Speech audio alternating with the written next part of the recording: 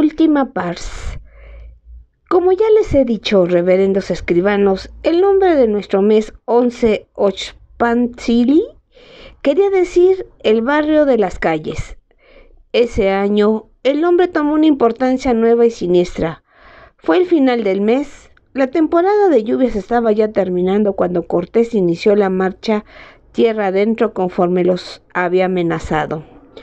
Dejó sus remeros y algunos de sus soldados para vigilar la población de la Villarrica de la Veracruz y se dirigió hacia el oeste, camino a las montañas en compañía de 400 hombres blancos y unos 1,300 guerreros totonaca, todos ellos armados y vistiendo sus trajes de guerra. Había otros 1,000 hombres totonaca que servían como tamemime para cargar las armas de reserva, así como los cañones desarmados y sus pesados proyectiles, provisiones de viaje y demás. Entre los cargadores se encontraban algunos espías de Moctezuma que fielmente se comunicaban con otros quimichime apostados a lo largo de la ruta, y de esta manera nos mantenían informados a todos nosotros en Tenochtitlán sobre las personas que formaban el grupo de Cortés y su avance. Cortés dirigía la marcha, según nos dijeron, llevando a su armadura de metal brillante y montando el caballo que burlona pero afectuosamente llamaba la mula. Su otra posesión femenina, Malintzin, portaba su estandarte y caminaba orgullosamente junto al estribo de su cabalgadura. Solo unos cuantos de los otros oficiales llevaban a sus mujeres, porque hasta los soldados de más bajo rango esperaban que les dieran otras o conseguirlas ellos por el camino. Pero según nos informaron los quimichime, sus perros y caballos se encabritaron, se mostraron tercos y les causaron problemas al llegar a las montañas. También, en esas alturas, Tlaloc había prolongado su estación lluviosa. La lluvia era fría, el viento soplaba mezclando frecuentemente con agua-nieve. Los viajeros caminaban empapados y ateridos. Sus armaduras caían pesadamente húmedas, agobiándolos y difícilmente pudieron disfrutar de ese viaje. «Ay», dijo Moctezuma muy complacido, «vaya, ya se darán cuenta de que el interior del país no es tan hospitalario como las tierras calientes. Ahora les enviaré a mis hechiceros para hacerles la vida más pesada». Cuitlagua dijo ceñudo, «mejor deja que lleve a los guerreros para hacerles la vida todavía más imposible». Pero Moctezuma siguió diciendo, «no, prefiero pretender una ilusión de amabilidad mientras sirva a nuestros propósitos. Deja que los hechiceros maldigan y aflijan esa tropa hasta que por sí mismos desistan sin saber que fue cosa nuestra. Deja que informen a su rey que la tierra es insana e impenetrable para que no le den un informe malo de nosotros». Los hechiceros, acatando apresuradamente sus órdenes, se fueron hacia el este, disfrazados como viajeros comunes. Ahora bien, los hechiceros pueden ser capaces de hacer muchas cosas extrañas y maravillosas más allá del poder de la gente ordinaria, pero los impedimentos que pusieron en el camino de Cortés fueron tan ineficaces que daban lástima.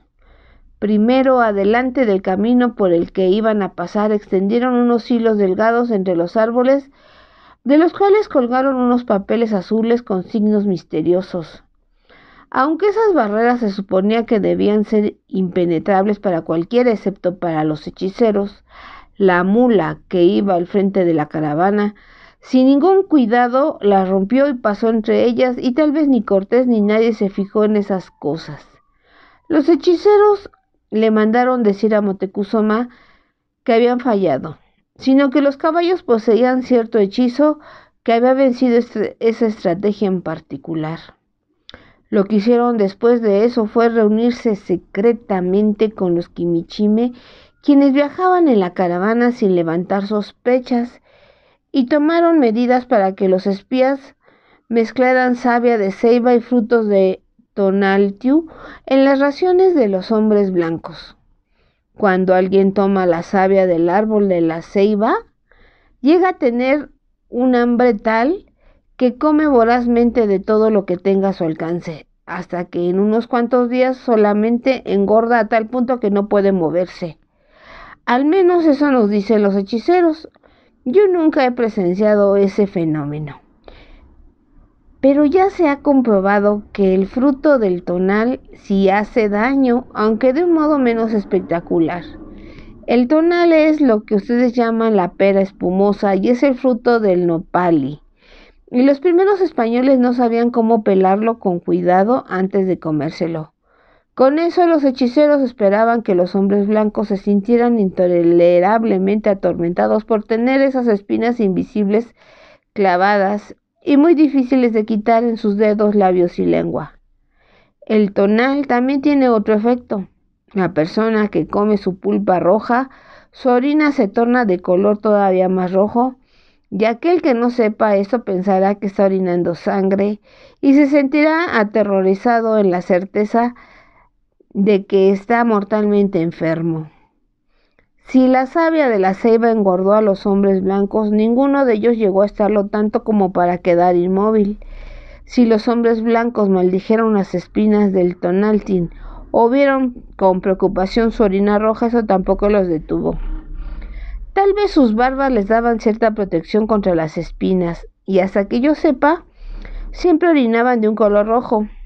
Pero es casi seguro que la mujer Malitzin, sabiendo lo fácil que sería envenenar a sus nuevos compañeros, prestaba mucha atención a lo que comían y les enseñó cómo comer tonaltín y les dijo qué efecto esperar después. De todos modos, los hombres blancos siguieron inexorablemente su camino hacia el este. Cuando los espías de Mutecuzoma llevaron las noticias de los fracasos de sus hechiceros, portaban una noticia aún más alarmante. Cortés y su grupo estaban pasando por las tierras de muchas tribus pequeñas que habitaban en esas montañas, tribus como los Tepeyoaca, los Xica y otras que nunca habían pagado los tributos de buena gana a nuestra triple alianza. En cada pueblo, los soldados totonaca gritaban: «Venid, uníos a nosotros, uníos a Cortés. Nos lleva a liberarnos del detestable Motecuzoma». Y aquellas tribus contribuyeron voluntariamente con muchos guerreros. Así que, a pesar de que varios de los hombres blancos eran llevados en camillas y por haberse herido al caer de sus caballos encabritados, y aunque muchos de esa tierra baja totonaca se cayeron en las orillas del camino por haberse puesto enfermos en el aire tan delgado de aquellas alturas, el grupo de Cortés, en lugar de disminuir, aumentaba en fuerzas. «¿Oíste, venerado hermano?», le reclamó violento Cuitláhuac a Motecuzoma. «Estas criaturas hasta se han atrevido a presumir de que vienen a enfrentarse personalmente contigo. Tenemos toda clase de excusas para caer sobre ellos y debemos hacerlo ahora. Como lo ha dicho el señor Mixtli, están casi completamente indefensos en esas montañas.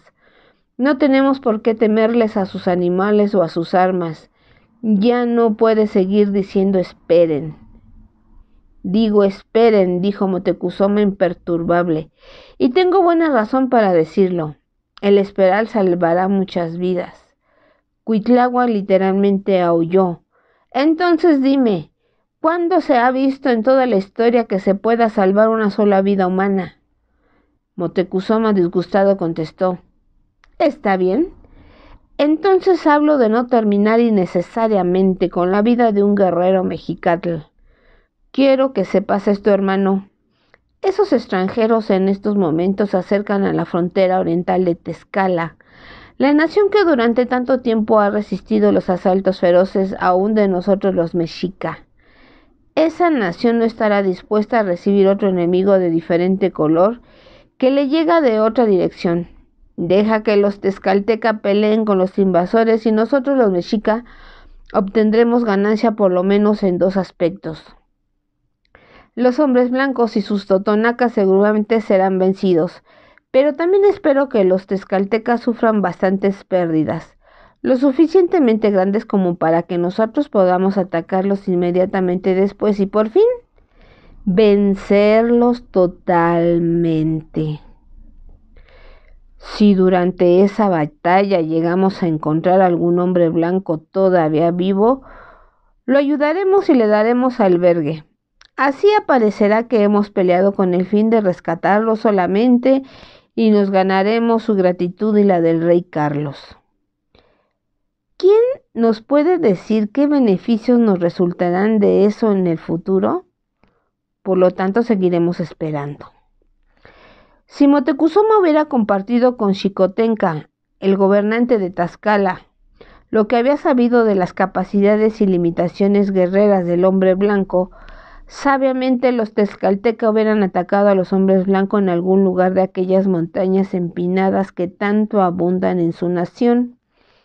En lugar de eso, el hijo de Xicotenca, que también era jefe de los guerreros y que se llamaba Xicotenca el Joven, escogió defenderse sobre uno de los pocos terrenos planos y extensos de su tierra. Acomodó a sus tropas de la manera tradicional en preparación para una batalla normal, una en la que ambos oponentes equilibraban sus fuerzas, intercambiaban las formalidades tradicionales y luego empezaban la lucha cuerpo a cuerpo, para probar quién era más fuerte. Xicotenca pudo haber escuchado rumores de que el enemigo nuevo poseía más que una fuerza humana, pero no tenía modo de saber que a ese nuevo enemigo no le importaban en absoluto las tradiciones de nuestro mundo y las reglas guerreras establecidas por nosotros.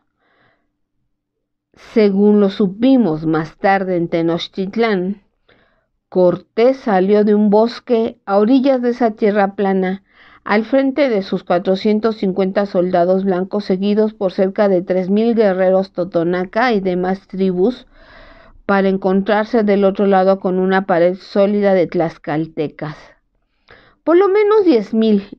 Algunos informes dijeron que eran aproximadamente 30,000.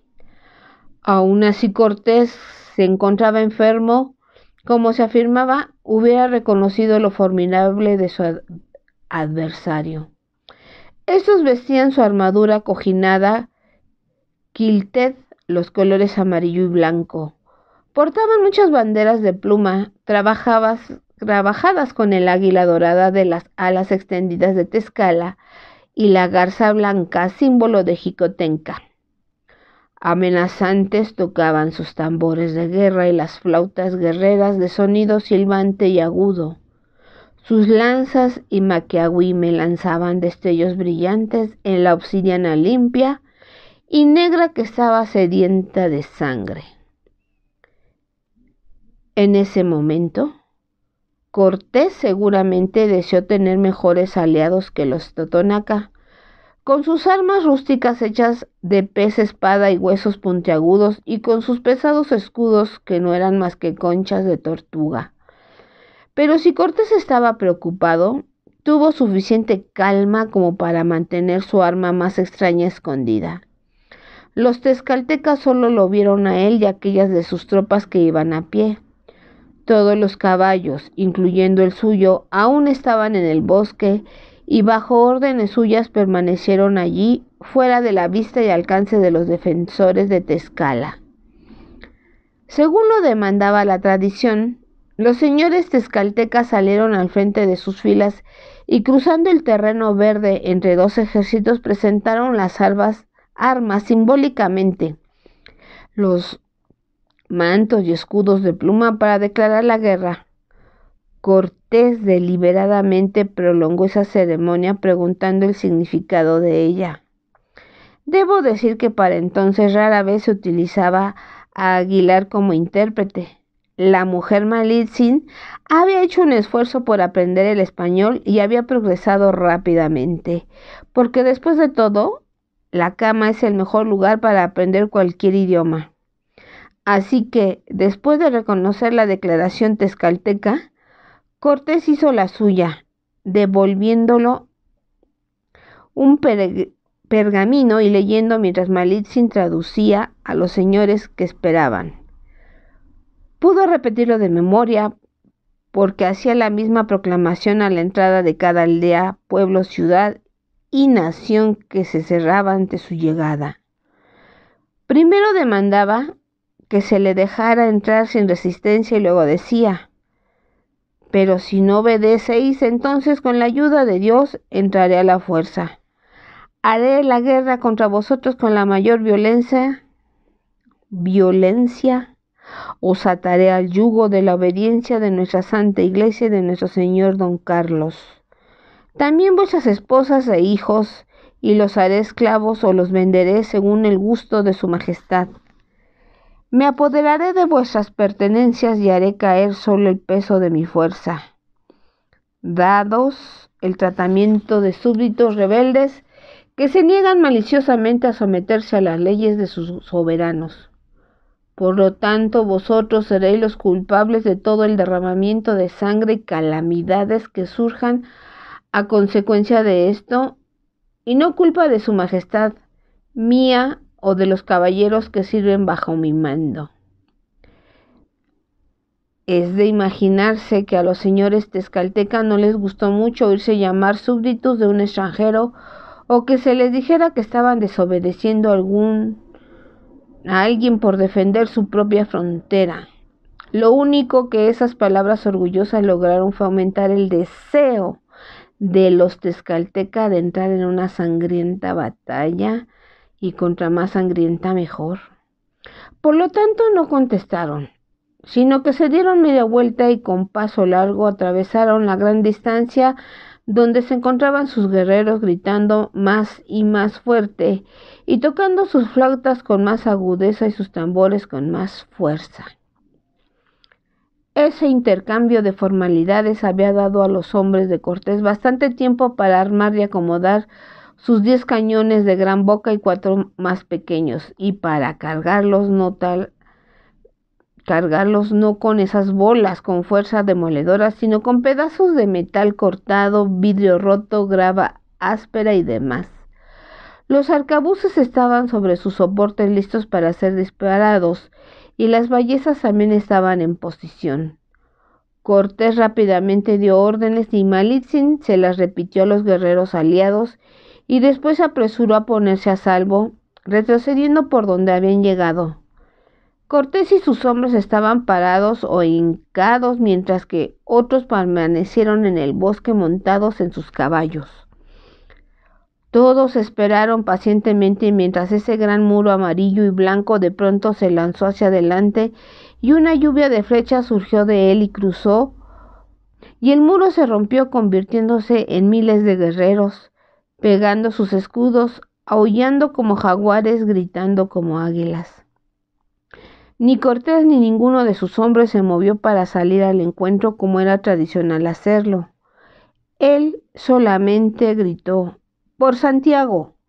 Y el rujar de los cañones hizo que los gritos y ruidos guerreros de los tezcaltecas sonaron como el crujir de la madera en una tormenta. Todos los guerreros que se encontraban en las primeras filas atacantes quedaron convertidos en pedacitos de hueso, trozos de carne y bañados en sangre. Los hombres que iban en las siguientes filas simplemente caían, pero lo hacían muertos y sin ninguna razón aparente, ya que las balas de los arcabuces y las pequeñas flechas de las ballestas desaparecían dentro de sus armaduras acojinadas. Y luego se escuchó un trueno diferente, cuando los jinetes salieron a toda velocidad del bosque, con los sabuesos corriendo con ellos. Los soldados blancos montaban con sus lanzas apuntadas y destrozaban al enemigo como quien junta una hilera de chiles en un hilo, y cuando sus lanzas ya no podían juntar más cadáveres, los jinetes las tiraban y sacaban sus espadas de acero, y encima de sus caballos las movían de tal modo que por el aire volaban manos, brazos y hasta cabezas cercenadas. Y los perros se lanzaron mordiendo, rompiendo y desgarrando, y la armadura de algodón no era ninguna protección en contra de sus colmillos. Los tezcaltecas estaban comprensiblemente sorprendidos, aterrorizados y descorazonados ante ese choque. Perdieron sus ímpetus y toda su voluntad de triunfo. Se arremolinaban y dispersaban y manejaban sus armas inferiores desesperadamente, pero con poco efecto.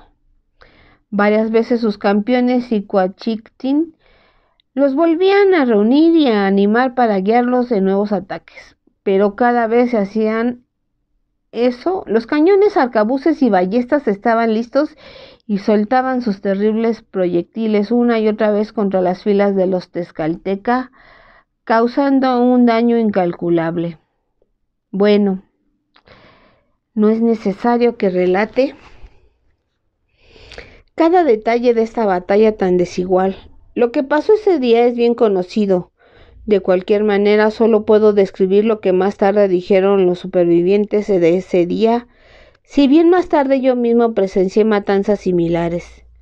Los tezcalteca huyeron del campo, perseguidos por los guerreros totonaca de Cortés, quienes con voces fuertes y de una manera cobarde gozaron de la oportunidad de participar en una batalla que solo pedía de ellos el que persiguieran los guerreros que se retiraban. En ese día los tezcalteca dejaron tal vez una tercera parte de todo su ejército tirado en el campo, y al enemigo solo le habían alcanzado a herir superficialmente. Me parece que solo cayó un caballo y unos cuantos españoles fueron heridos por las primeras flechas lanzadas, y algunos otros fueron heridos de mayor gravedad gracias a los acertados golpes de algunas maquiahuime. Pero no hubo ningún muerto, ni fueron puestos fuera de combate por mucho tiempo, ya que cuando los tezcalteca habían huido fuera del área de persecución, Cortés y sus hombres acamparon allí mismo en el campo de batalla para curar sus pocas heridas y celebrar su victoria. Considerando las terribles pérdidas que los tezcalteca habían sufrido, es una honra para Tezcala que a pesar de eso, la nación en sí no se rindió ante Cortés, pues los tezcalteca eran un pueblo valiente, orgulloso y desafiante. Pero desgraciadamente tenían una fe enorme en la infalibilidad de sus adivinos y profetas. Así es que a esos hombres sabios fue a los que el jefe guerrero Xicotenca reunió urgentemente la tarde del mismo día en que fue derrotado y les preguntó: ¿es verdad que esos extranjeros son dioses según se rumorea? ¿Son realmente invencibles? ¿No hay alguna manera de vencer sus armas que escupen fuego? ¿Debo seguir perdiendo más hombres buenos por pelear más tiempo?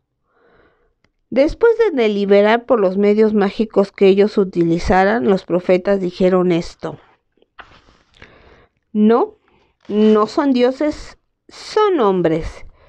Pero la evidencia de esa llama que despiden sus armas nos indica que de alguna manera han aprendido a emplear el poder caliente del sol, y mientras el sol brilla, ellos tendrán la ventaja de sus armas escupefuegos, pero al bajar el sol también bajará su poder solar. Al anochecer solo serán hombres ordinarios que únicamente podrán emplear armas ordinarias. Serán tan vulnerables como todos los hombres y están muy cansados de los esfuerzos de hoy. Si quieren vencerlos, será necesario que los ataquen de noche. Esta misma noche, o cuando el sol se levante, ellos también se levantarán y arrasarán con su ejército como quien corta hierba. ¿Atacar de noche?, murmuró Xicotenca. Va en contra de todas las costumbres. Viola las tradiciones de un combate justo. A excepción de estado de sitio, jamás se ha peleado de noche. Los sabios movieron sus cabezas exactamente. Los extranjeros blancos no están preparados y no estarán esperando tal asalto. Se debe hacer lo inesperado. Los adivinos tezcaltecas estaban en un error tan grande como con frecuencia sucede con los adivinos de todas partes. Evidentemente todos los ejércitos de los blancos si pelean de noche con frecuencia entre ellos mismos y tienen la costumbre de tomar precauciones contra tal sorpresa. Cortés había puesto centinelas alrededor de su campamento. Esos hombres permanecían despiertos y alertas mientras sus compañeros dormían con sus armaduras y trajes de batalla y listos con sus armas cargadas a un lado de sus manos. Aún en la oscuridad, los centinelas de Cortés percibieron con facilidad el primer avance de los exploradores tezcalteca mientras se arrastraban de estómago a través del campo abierto. Los centinelas no dieron ningún grito de alarma, sino que regresaron silenciosamente al campamento y despertaron a Cortés y al resto del ejército. Ningún soldado se paró de perfil contra el cielo. Ningún hombre se levantó más alto de lo que es una posición sentada o hincada. Ningún hombre hizo ruido. Así que los exploradores de Xicotenca regresaron y le informaron que todo el campamento parecía estar dormido, sin defensas y vulnerable. Lo que quedaba del ejército de los tezcaltecas se movió en masa, a gatas, hasta encontrarse dentro del perímetro del campamento enemigo. Luego se levantaron para atacar al dormido adversario, pero no tuvieron oportunidad de dar ni siquiera un grito de guerra. En cuanto se enderezaron y por lo tanto presentaron un blanco fácil, la noche estalló en relámpagos, truenos y silbidos de proyectiles, y el ejército de Xicotenca fue arrasado como quien corta la hierba. A la mañana siguiente, con lágrimas en sus ojos ciegos, Xicotenca el Viejo mandó una embajada de sus nobles más altos portando un cuadro de banderas de tela dorada como señal de tregua, para negociar con Cortés las disposiciones de la rendición de los tezcaltecas ante él. Grande fue la sorpresa de los enviados al ver que Cortés no portaba el aire de un conquistador. Lo recibió con mucho calor y aparente afecto. Por medio de su Malitzin, alabó el valor de los guerreros tezcalteca. Sentía que por haber confundido sus intenciones, se habían visto en la necesidad de defenderse, porque según dijo él, no quería que Tezcala se rindiera, así es que no aceptaría su rendición. Había ido a esa nación solo con la esperanza de cultivar una amistad y de ayudarla. Yo sé, dijo él, sin duda bien informado por Malitzin, que durante mucho tiempo habéis tenido que tolerar la tiranía de los mexicas de Moctezuma. He liberado a los Totonaca y algunas otras tribus de ese yugo y ahora haré lo mismo con vosotros. Solo os pido que vuestra gente se una a mí en esta santa y venerable cruzada, que me proporcionéis cuantos guerreros sea posible para aumentar mi ejército. Los nobles extrañados dijeron, pero si nosotros habíamos oído que tú les exigías a todos los pueblos que se doblegaran sumisamente ante tu gobernante extranjero y tu religión, y que se acabara con todos nuestros dioses, ya fueran antiguos o nuevos. Cortés hizo un gesto casual como haciendo a un lado todo eso. La resistencia de los tezcaltecas cuando menos les había enseñado a tratarlos con cierta astucia. Yo pido alianza, no sumisión, dijo. Cuando estas tierras ya habían quedado fuera de la influencia maligna de los mexicas, con gusto les extenderemos las bendiciones de la cristiandad y las ventajas de un acuerdo con vuestro rey don Carlos. Y luego vosotros podréis ver si queréis aceptar esos beneficios. Pero veamos los asuntos más urgentes. Preguntarle a vuestro estimado gobernante si nos concederá el honor de estrechar su mano en signo de amistad y hacer con nosotros una causa común.